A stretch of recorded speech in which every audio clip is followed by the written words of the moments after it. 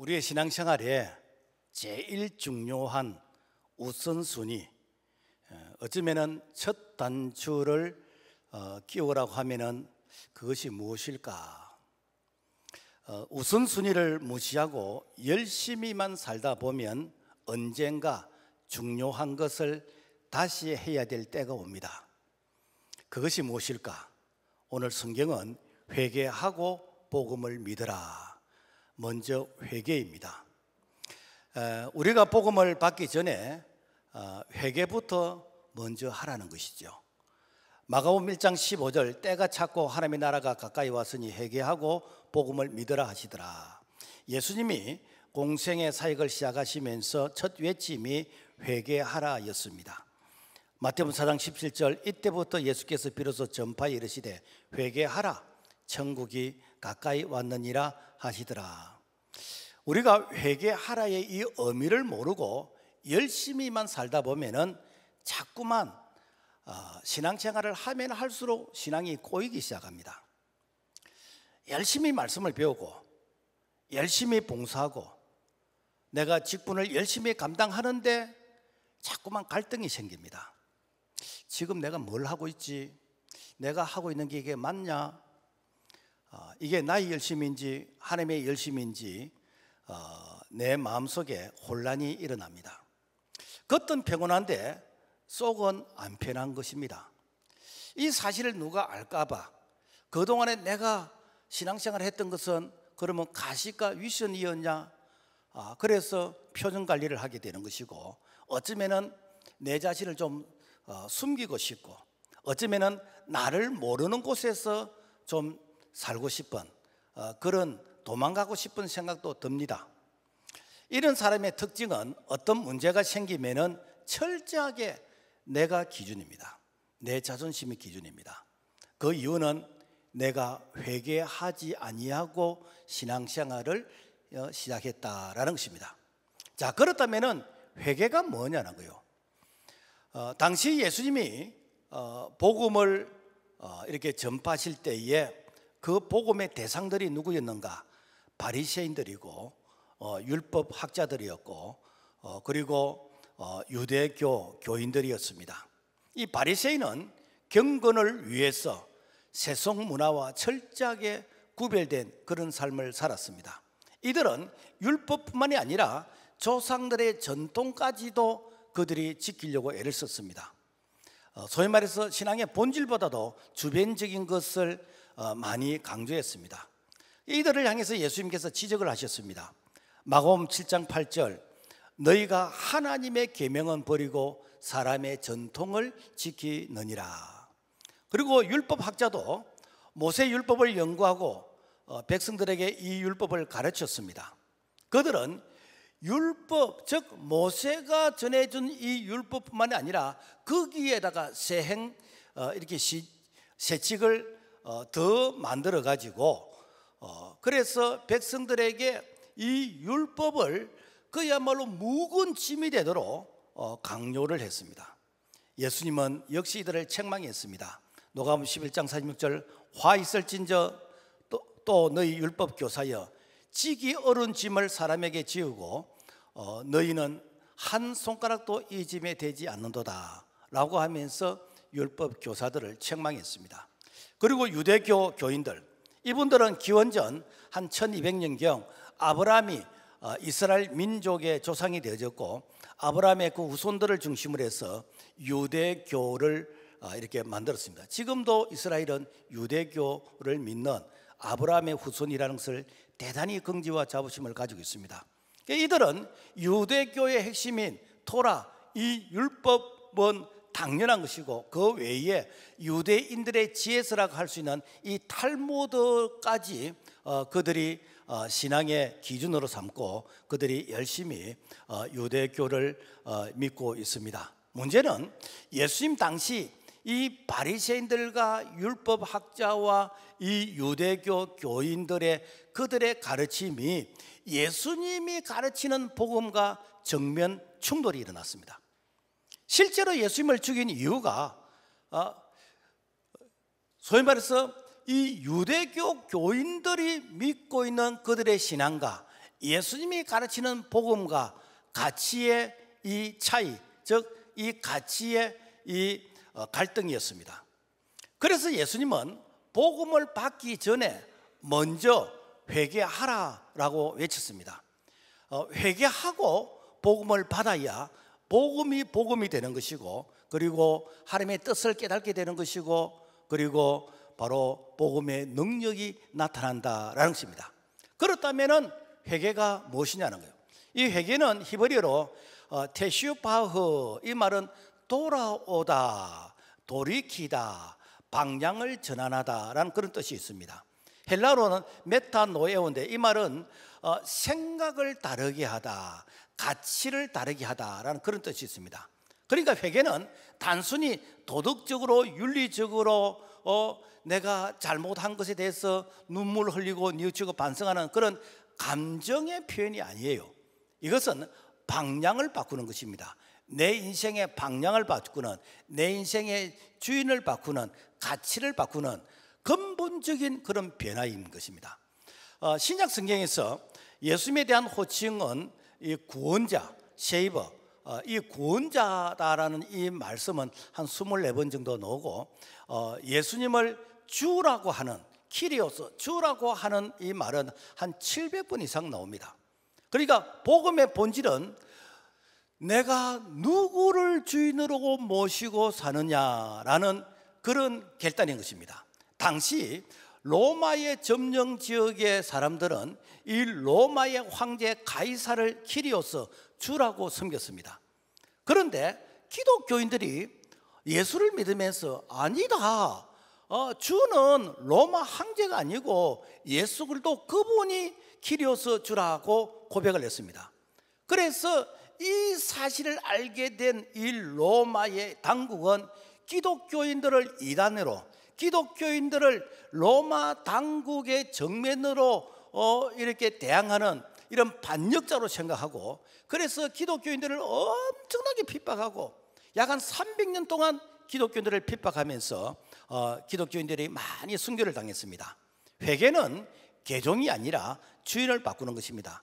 나의 주인이 예수님이 되어지고 그리고 하나님이 되어지면 우리는 하나님의 나라의 백성이 된다라는 것입니다.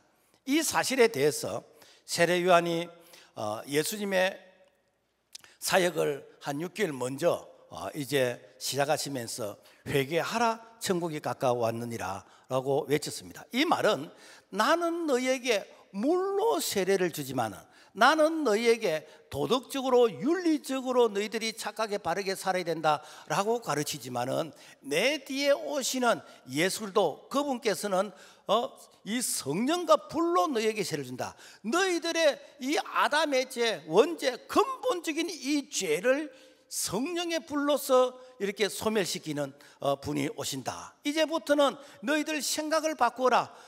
너희들이 천국 백성이 되기 위해서는 세례 요한 중심에서 예수 중심으로 방향을 전환해라. 이제부터는 예수 중심으로 주인을 바꾸어라. 이것이 무엇인가? 회개하라, 천국에 가까웠느니라고 외친 세례 요한의 메시지의 말씀이다라는 것입니다. 오늘 회개는 우리가 양심과 어떤 반성에 의해서, 그래서 내가 눈물을 흘리면서 콧물을 흘리면서 가슴을 치는 거, 이 수준이 아니에요. 삶의, 내 인생의 터닝 포인트, 전환점인 것입니다. 내가 내 인생의 주인으로 살던 삶에서 이제는 주님이 내 인생의 주인이시다라고 이렇게 주인이 바뀌는, 바로 이러한 삶이 회개라는 것이죠. 내가 세상의 만몬신, 즉 재물의 신, 돈 있으면 최고다라고 하는 그런 만몬신을 섬기다가 이제는 하나님만 계시면 된다, 예수만 계시면 된다, 하나님 중심, 예수 중심으로 삶의 전환이 일어나는 것, 이것이 회개라는 것이죠. 내가 세상 이념과 사상 중심에서 이제는 하나님 말씀 중심으로 내 삶의 이 가치의 전환이 일어나는 것, 이것이 회개라는 것이죠. 내가 내 가족 중심에서 이제는 주님 피로 값주고 사신 몸된 교회 중심으로 가치의 전환, 이것이 회개라는 것이죠. 그래서 회개는 철저하게 하나님 중심이고 말씀이 중심인 것이고 교회가 중심인 것이고 하나님의 나라가 중심이 되는 이 가치의 전환이 일어나는 이것이 바로 회개인 것이고, 이것이 회개의 첫 단추이다라는 것입니다. 이런 가치 전환이 없이 우리가 교회를 다니면은, 교회를 다니면서 계속해서 갈등합니다. 교회를 다니면서 계속해서 내가 삶의 해이를 느낍니다. 어떤 분이 우리 교인 중에서 집에서 이 애완견을 키우는데, 뭐 요즘은 반려견이라 그러잖아요. 그 반려견을 키우는데 이 반려견 그 산책시키는 이 시간 때문에 교회에서 새가족 교육도 못 받고 양육도 못 받아요. 왜? 뭐 반려견이 아니고 아가라더라고. 우리 아가 산책할 시간이 되었어. 우리 아가 응할 시간이 되었기 때문에 빨리 가봐야 된다. 그래서 교회에서 이렇게 새가족 교육도 못 받고 양육도 못 받아요. 어떤 분은 나는 철저하게 가정 중심이고 가족 중심이다. 좋은 일입니다. 그런데 내 아이 이렇게 공부 때문에 그래서 내가 교회에서 예배도 기도도 봉사도 전도도 헌신도 제대로 안 되는 거예요. 여러분요, 틀린 것이 아니라 중심이 이렇게 이 전환이 안 됐다라는 것입니다. 우리는 예수 안에서 우리는 이렇게 반려견도 사랑하고 예수 안에서 우리 가족들도 사랑하고 중심은 예수 그리스도가 중심이 되어야 된다라는 것입니다. 어떤 분이 그런 얘기 하더라고요. 요즘 20대 30대는 이 세상 사람이 아니라고. 왜 그런가 했더니 119 긴급 환자를 이송하다가 5시 퇴근 시간이 되면은 차를 갓길에 세워놓고 퇴근해 버린대요.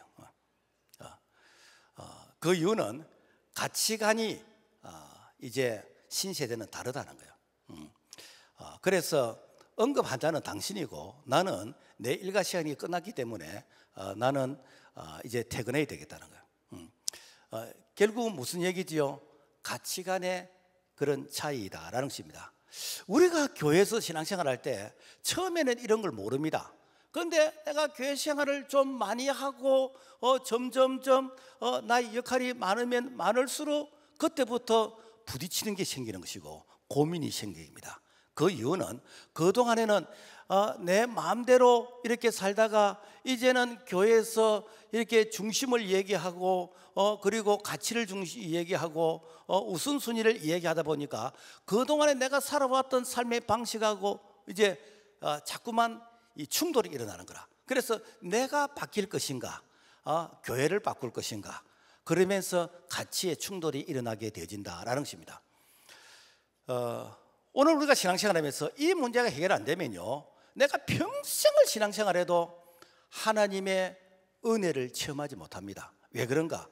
하나님이 내 인생의 주인이 되지 않으면 하나님께서 나를 간섭하지 않습니다. 그래서 내가 하나님의 사람으로서 하나님이 내 인생의 주인이라고 고백할 때 그때부터 하나님께서 나를 돌보시고 그리고 간섭하시고 책임지신 줄로 믿습니다. 무더운 여름에 우리 교회 학교 학생들 또 중고등부 이게 청년 수련회를 하는데 여러분 절대로 놀이문화로 이렇게 프로그램을 진행하면 안 됩니다. 가치의 전환이 일어나야 됩니다. 그래서 내 중심에서 그리스도 중심으로 내 생각 중심으로서 말씀 중심으로 이 가치의 전환이 일어나야 그리해야 복음이 들어가게 되는 것이고 믿음이 자라게 되는 것이고 그리해야 주님이 내 인생에 기업하시면서 주님이 나를 인도해 가신다라는 것입니다. 그래서 진정한 회개는 내 안에 가치의 혁명입니다. 이것이 안 되면은 신앙생활을 깊게 하면 할수록 계속해서 내가 갈등의 그 골은 깊어간다라는 것입니다. 여러분, 왜 바리새인 유대 종교 지도자들이 이렇게 예수를 십자가에 못 박도록 그들이 선동했습니까? 그들이 볼 때는 예수님이 예루살렘을 소동케 하는 이단으로 보이는 것이요. 아니, 저 예수라는 자가 저 복음을 전한다고 하는데 여태까지 유대교 전통을 무시하고 그러면서 이 바리새인과 서기관들을 향해서 이 독사의 자식들아라고 하면서 그들의 전통을 엎어버리는 거예요. 그러니까 되는가? 저 예수는 반란자, 이단자, 그리고 선동자이기 때문에 예수를 죽이야 된다라고 생각하면서 그들이 예수를 십자가에 못 박아 죽이는 것을 그들이 사명으로 생각했습니다.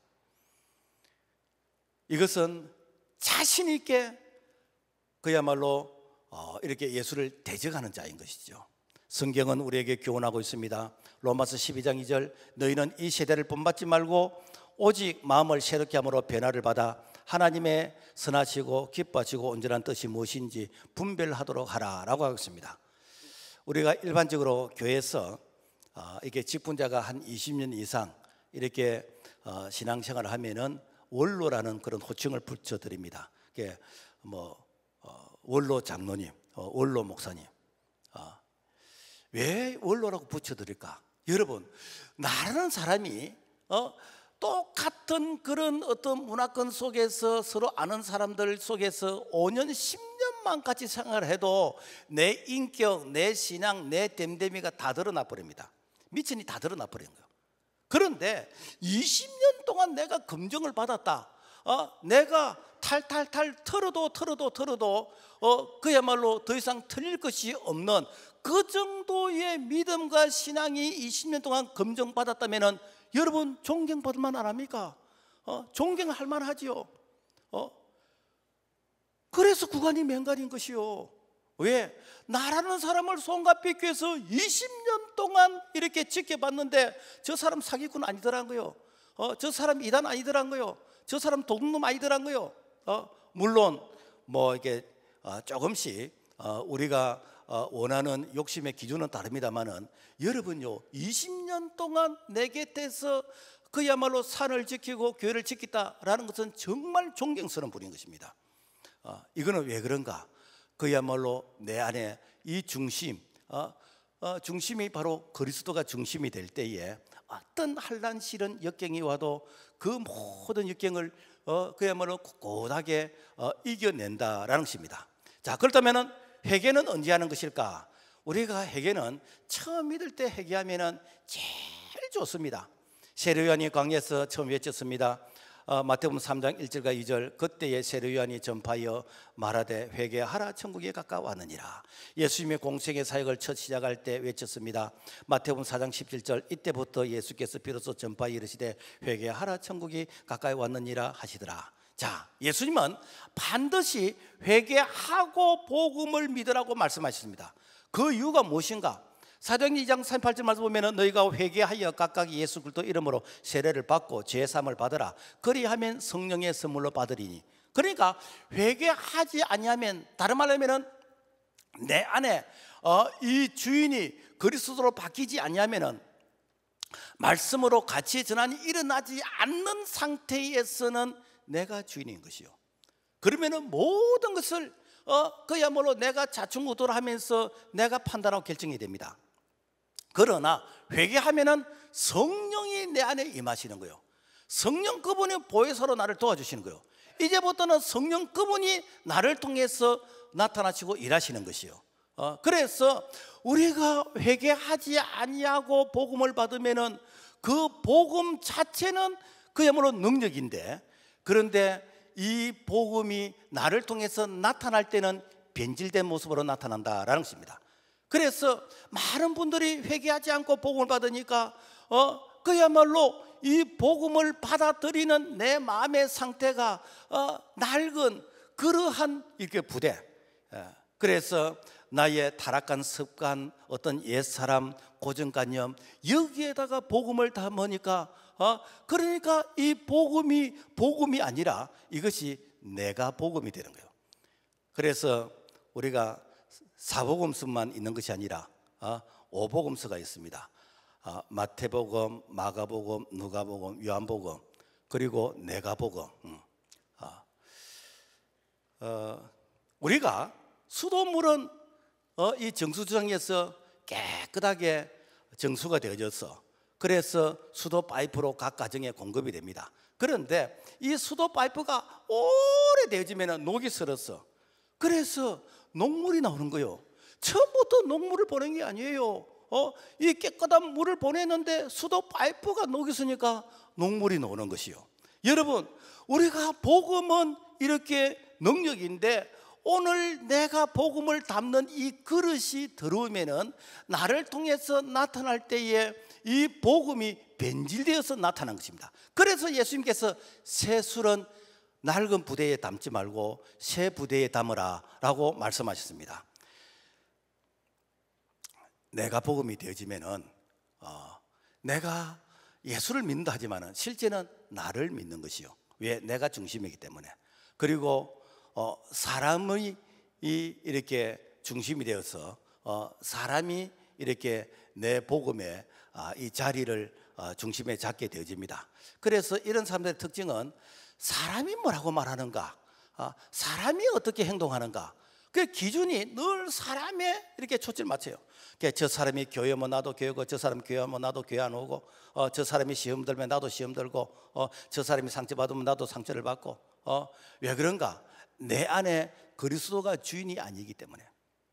이런 사람은 하나님의 말씀이 내 마음속에 담기는 게 아니라 사람의 말이 내 속에 담기는 것이요. 그래서 하나님의 말씀을 전하면서 내가 생명을 살리는 이 일에 내가 도구로 통로로 쓰임받아야 되는데 사람의 말을 전달하는 이런 일에 내가 열을 올리는 것이죠. 왜 그렇지요? 내 안에 그리스도 그분이 주인이 아니기 때문에.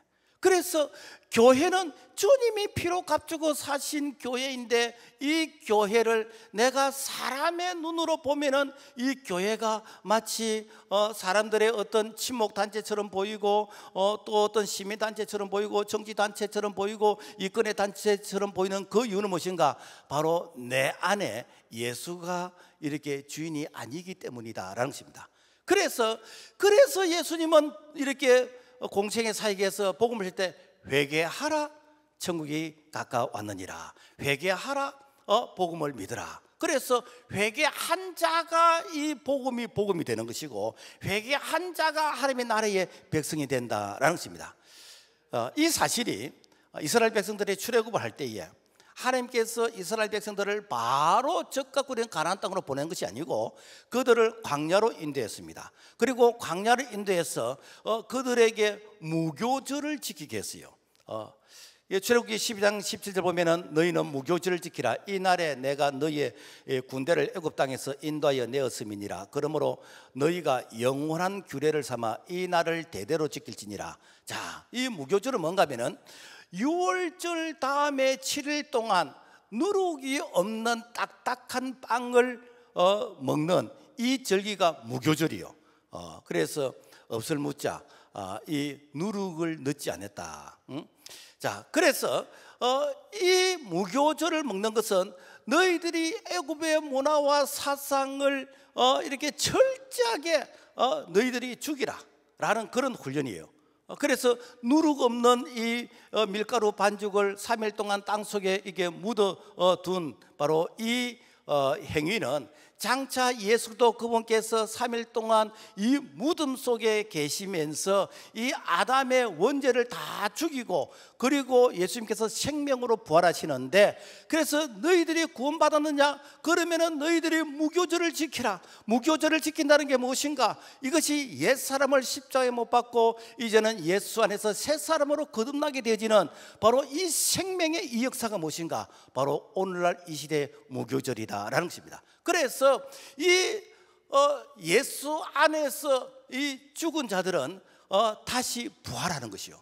그래서 우리가 예수 그리스도 그분을 믿을 때에 그분이 내 안에 생명 되시고 그분이 내 안에 주인 되시면은 그분이 나를 통해서 내 모든 삶의 영역에서 부활이 일어나게 하는 것이요. 건강의 부활이 일어나는 것이고 물질의 부활이 일어나는 것이고 그리고 신앙의 부활이 일어난 것이고 그래서 예수 안에서 죽은 자들은 그 다음부터 무엇인가 다 부활이 일어나는 거예요. 이게 무엇인가? 바로 예수 그리스도 그분을 믿는 이 믿음의 역사이다라는 것입니다. 그리고 우리가 이렇게 날마다 자백하라. 우리가 회개가 예수를 처음 믿을 때 우리의 가치의 변화, 우리의 그 주인의 변화가 바로 회개하라, 회개하고 복음 믿으라 라는 그런 메시지 있다면은 자백은 무엇인가?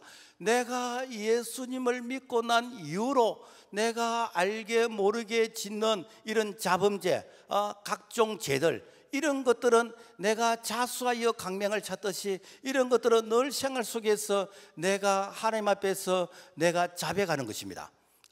그래서 요한일서 1장 9절에 보면은 만일 우리가 우리 죄를 자백하면 그는 미쁘시고 의로우사 우리 죄를 사시며 우리를 모든 불의에서 깨끗하게 하실 것이요. 그래서 우리가 회개한 자가 우리가 보고 듣고 생각하는 이런 가운데서 짓는 이런 죄들이 다 자범죄인데, 이 자범죄를 그대로 방치해버리면 나의 믿음과 신앙이 힘을 잃게 되는 것이고, 이걸 계속 그대로 방치하게 되지면 그야말로 예수는 믿는다고 하지만 우리의 믿음의 삶 가운데서 전혀 힘이 없는, 어쩌면 나중에는 쓰러지게 되지는 침몰하는 그런 신앙이 될 수 있다라는 것입니다.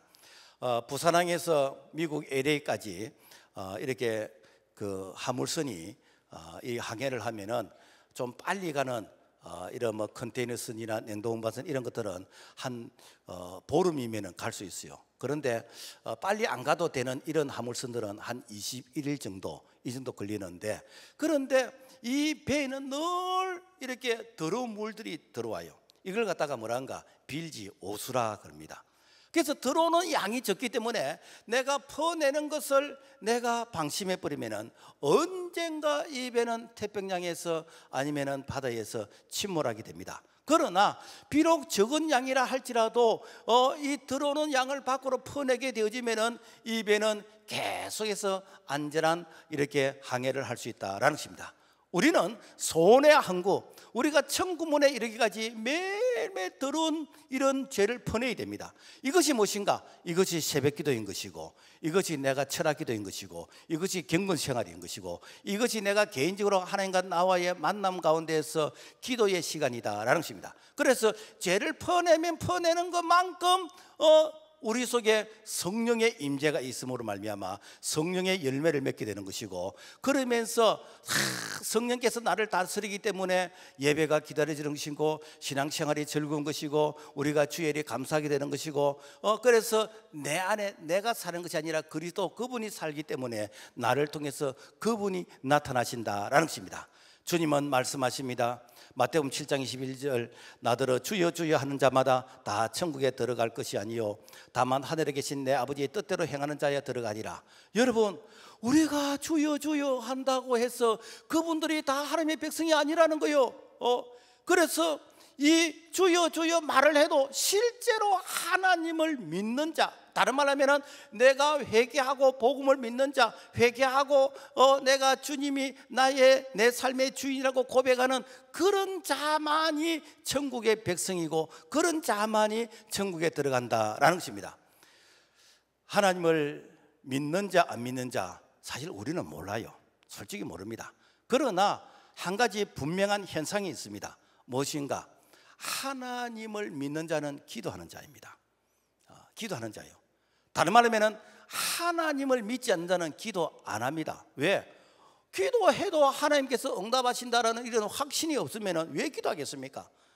그리고 기도하면 하나님께서 응답하신다는 믿음의 확신이 있는 자들은 기도를 내가 쉬지 않고 할 것이고 더 많이 할 것이고 기도의 양을 점점 늘려가게 될 것입니다. 그래서 사무엘은 12장 23절에 기도를 쉬는 것이 죄라고 그랬어요. 다른 말로 하면 기도를 쉰다 이 말은 뭔가 하면 하나님을 안 믿는다 이 말이에요. 여호수아는 기도로 하나님께 묻지 않는 것이 죄라고 여호수아 9장 14절을 말씀하거든요. 그러니까 믿음이 없는 사람은 하나님께 묻지를 않습니다. 사울왕은 하나님께 묻지 않는 죄로 인해서 이렇게 이 징계를 받아서 죽게 되었습니다. 심지어 사도 바울은 믿음으로 하지 않는 것은 죄라고 로마서 14장 23절에 말씀하고 있습니다. 결국 무엇인가? 주님을 믿는 사람은 반드시 기도하는 사람이다 라는 것입니다. 그래서 히브리서 11장 6절 믿음이 없이는 하나님을 기쁘시게 하지 못하나니 하나님께 나아간 자는 반드시 그가 계신 것과 또한 그가 자기를 찾는 자들에게 상 주시는 자이심을 믿어야 할지니라. 문제는 우리의 기도를 방해하는 그런 장애물이 있다는 것이죠. 목사님 나 기도해야 된다는 것은 내가 머리로는 알겠는데 그런데 기도가 안 되던데요. 이사야 59장 1절과 2절 같이 한번 읽어볼까요? 시작. 여호와의 손이 짧아 구원하지 못하심도 아니요 귀가 둔하여 듣지 못하심도 아니라 오직 너희 죄악이 너희와 너희 하나님 사이를 갈라놓았고 너희 죄가 그의 얼굴을 가리어서 너희에게서 듣지 않으시게 함이니라. 죄가 하나님과 우리 사이를 갈라놨다는 거예요. 이 죄가 하나님과 우리 사이를 원수되게 했다는 거예요. 그래서 이 죄를 그대로 놔두면은 내가 죄의 그 중압감에 의해서 내가 눌려서 그야말로 숨도 쉬지 못하고 예수 믿는 기쁨이 하나도 없고 예수 믿는 즐거움도 없고 그야말로 교회 다니는 것이 내가 이렇게 묻은 여름에 짐을 지고 가는 같은 그러한 이 고통과 그러한 참 이렇게 힘든 모습이 될 수 있다라는 것입니다. 그래서 사도 바울은 이 죄에 대해서 나는 날마다 죽는다라고 고백했습니다. 골로새 15장 31절 형제들아 내가 그리스도 우리 주 안에서 가진 바 너희에게 대한 나의 자랑을 두고 단언히 나는 날마다 죽노라. 여기서 날마다 죽는다는 게 이 말이 무엇인가? 날마다 내 속에 있는 이 자아를 죽인다는 것입니다. 그래서 내 속에 있는 이 불쑥불쑥 올라오는 이 자아를 죽여야 내 안에 계신 예수도 그분께서 일하신다라는 것입니다. 사실 사도 바울은요 자기 자아를 죽이고 싶지 않았어요. 왜? 사도 바울은 정말 존경받는 사람이었습니다. 상위 1% 이내에 드는 사람이었습니다. 그리고 사도 바울은 정말 자랑할 것이 진짜 많은 사람이에요. 이분은 유대인으로서 히브리인 중에서 히브리인이고 베냐민 지파이고 당대 최고의 가말리엘 이런 문화생으로서 학벌을 가진 자인 것이고 율법으로는 바리새인 지파인 것이고 로마 시민권을 가지고 많은 사람들을 이렇게 병든 자를 고치는 심지어 죽은 자를 살리는 자기의 앞치마를 가져가서 병든 자에게 얹으면 낫게 되지는 그러면서 교회도 많이 이렇게 세웠습니다. 신약의 13권을 기록했습니다. 영적 체험으로서 천국의 3층까지 다녀왔습니다. 주님을 위해서 감옥에 갇히기도 하고 매도 수없이 많고 죽을 뻔하기도 하고 그리스도의 흔적을 가진 자입니다. 그러나 바울은 이런 것들을 자기가 자랑하지 않았어요. 오히려 이런 것들은 내가 배설물로 여긴다 그랬습니다. 그 이유는 기도가 막히지 않기 위해서. 진짜 그리스도인은 주님의 교회를 위해서 자기 자아를 죽이는 것입니다. 다른 말하면 내 이 자아 때문에 주님의 피로 값주고 사신 이 교회가 어려움을 당할까 싶었어. 교회가 이렇게 그리스도의 영광을 가릴까 싶었어. 그래서 내 자아를 죽이고 이 주님의 교회를 세우기 위한 바로 그러한 마음이 바로 바울의 모습이었고 바로 그런 자가 바로 회개하고 복음을 믿는 자이다라는 것입니다. 그래서 내 자가 죽은 곳마다 부활이 일어나고요, 내 자가 죽은 곳마다 이 복음의 역사가 일어난다라는 것입니다. 자, 그렇다면 회개하고 복음을 믿으면 어떤 일이 일어나는가?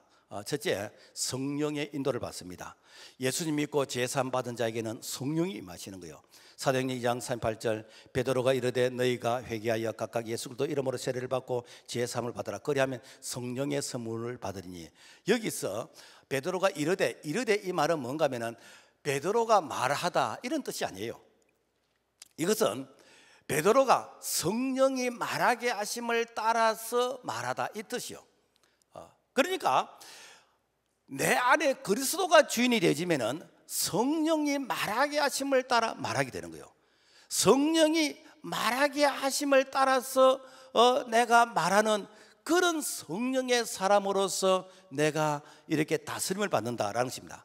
그러니까 성령이 말하게 하심을 따라 말하는 사람은 절대로 여러분요 그 인생 실패하지 않습니다. 왜? 성령이 인도해 가시기 때문에. 그래서 우리 기도가 무엇입니까? 우리가 마땅히 빌바를 알지 못하지만 성령이 말할 수 없는 탄식 가운데서 우리 위해서 강구해 주시는 거예요. 사실 우리가 내일 일을 모르잖아요. 그러면서도 불구하고 우리가 비전을 가슴에 품고 우리가 이렇게 미래를 향해서 꿈을 가지는 이유가 무엇입니까? 내 안에 계시는 성령 그분께서 내게 선한 소원을 주시잖아요.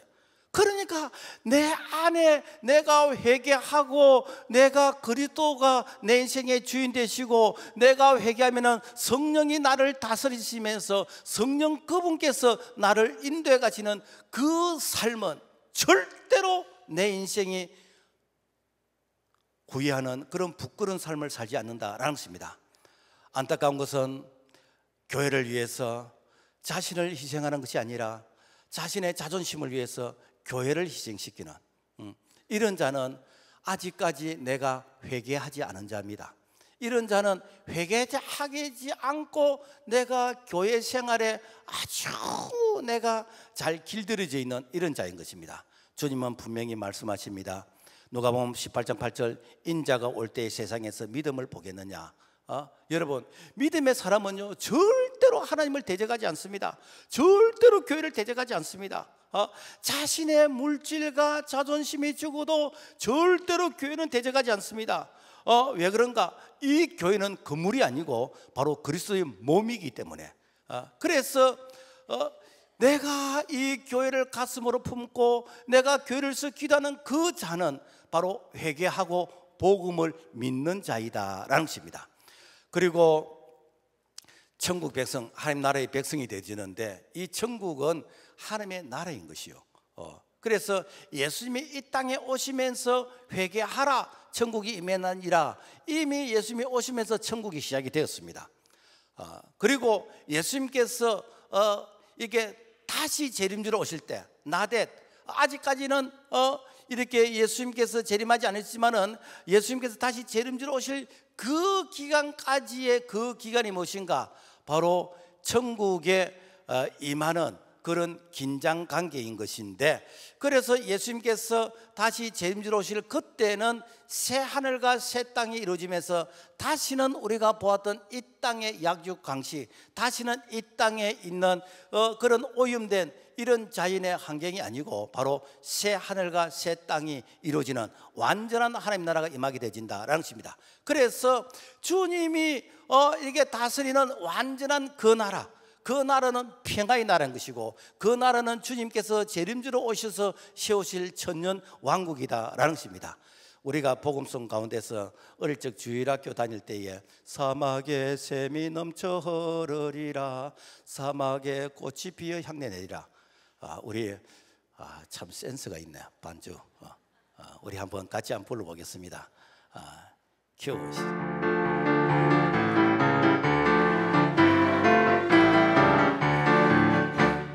사막에 샘이 넘쳐 흐르리라, 사막에 꽃이 피어 향내 내리라. 주님이 다스릴 그 나라가 되면 사막이 꽃동산 되리. 사자들이 어린 양과 뛰놀고 어린이 함께 뒹구는 참사랑과 기쁨의 그 나라가 이제 속히 오리라. 2절도 있는데 2절은 다음에 한번 불러보고, 분명한 것은 회개한 자에게 가정천국, 교회천국, 그리고 완전한 하나님의 나라 천국에 들어가게 된다라는 것입니다. 여기서 천국은 살기 좋다, 편안하다, 넉넉하다 그런 뜻이 아니에요. 여기서 천국 무엇인가? 예수님께서 통치하시는, 예수님께서 다스리시는, 예수님이 계신 그곳이 천국이라는 거예요. 하나님의 자녀는 현재 천국뿐만 아니라 장차 다가올 영원한 천국, 그 천국의 백성이다라는 것입니다. 그래서 우리 모두가 회개하고 천국의 백성이 되고 싶은데, 그런데 이 땅에서는 누가 천국 백성인지, 누가 알고 신자인지, 누가 쭉정이 가라지인지 사실 우리는 모릅니다. 우리는 몰라요. 언제 하는가? 추수 때에는 분명히 압니다. 그래서 추수 때가 되어지면은 알곡은 창고에 들어가게 되는 것이고 쭉정이는 꺼지지 않는 불에 들어가게 되어지는데, 그래서 그 추수 때가 언제인가? 개인적인 추수가 하나님이 내 삶을 부르실 때에 이제 내가 이 땅을 떠나는 그때가 내가 개인적인 추수인 것이고, 그리고 우리 예수님께서 다시 잼주로 오셔서 심판주로서 양과 염소를 구분하듯이 알곡과 쭉정이 가라지를 구분하는 그때가 바로 역사적인 정말 추수의 때이다라는 것입니다. 오늘같이 이런 설교를 해도 감동이 없는 그런 교인들이 있었대요. 그래서 미국의 어느 교회 목사님이 이렇게 교인들에게 한번 광고를 냈습니다. 우리 교회 교인이 죽었습니다. 그러니까 누가 죽었다고 안 하고 우리 교회 교인이 죽었대요. 그리고 어떻게 죽었는지도 말도 안 했어요. 그러면서 장례를 치르니까 우리 교인들 오셔서 다 마지막 고인이 가시는 그 길에 헌화를 해달라고. 그러니까 교인들이 누가 죽었대 하면서 궁금해서 이집사, 김집사, 정집사, 박집사 이제 막 왔어. 그래서 이제 목사님이 그 죽었다는 그 교인에 대해서 죄를 이렇게 깨알같이 이렇게 낱낱이 소개합니다. 이분이 이런 죄를 지었고, 이분이 이런 죄를 지었고, 이런 죄를 지었고, 이런 죄를 지었고. 그렇게 교인들이 아니 세상에 그렇게 죄를 많이 지었냐, 아니 그렇게 죄를 많이 지고 어떻게 교회를 다니지, 그러면서 속으로 끌끌 차면서 세상에 그런 교인이 우리 교회에 있었다니 말이나 되나. 마지막으로 교인이 이제는 가시는 그 길에 여러분 꽃을 헌하면서 마지막 작별 인사를 해주세요. 그리고 앞에 강대상에 간에 뚜껑이 딱 열려 있습니다. 그래서 뚜껑을 뚝 들여보니까 시신이 없어요. 그 안에 큰 대형 유리 거울이 있어요. 지가 보이는 거예요. 내가 죽은 거요. 김 집사가 죽은 것이요. 백 집사가 죽은 것이요. 그래서 김 집사, 백 집사, 정 집사 모습이 보이는 것이요. 여러분, 오늘 우리가 남의 죄에 대해서는 지적을 잘하는데 내 자신에 대해서는 너무나 무관심한 거라. 오늘 기회가 있을 이때에 우리가 회개하고 복음을 믿으면은 우리에게 천국의 백성이 될 수 있는 그런 기회가 주어지는 줄로 믿습니다. 말씀을 맺겠습니다. 진정한 회개 없이 교회 다니면은 내가 교회에서 봉사를 하면 할수록 신앙의 갈등과 해가 생깁니다. 그리고 내가 교회에서 역할을 많이 맡으면 맡을수록 내가 계속해서 그야말로 흔들리게 되는 것이고 나중에는 내 신앙이 추락하게 됩니다. 회개는 내 중심에서 그리스도 중심으로 주인을 바꾸는 것입니다. 가치관을 바꾸는 것입니다. 그리하면 그때부터 성령이 임하시면서 성령이 나를 통치 다스리시면서 성령이 나를 도와주시면서 내가 이 땅에서도 천국을 경험하게 되는 것이고, 우리 예수님께서 재림하실 때 영원한 천년 왕국에서 내가 참 왕노릇 할 수 있는 그런 은혜의 축복을 우리 모두가 경험할 수 있기를 주님의 이름으로 축복합니다. 하나님 아버지 감사합니다. 우리는 이렇게 눈에 보이는 것만 전부라고 생각하는데 중요한 것은 영원한 천국이 있음을 믿습니다.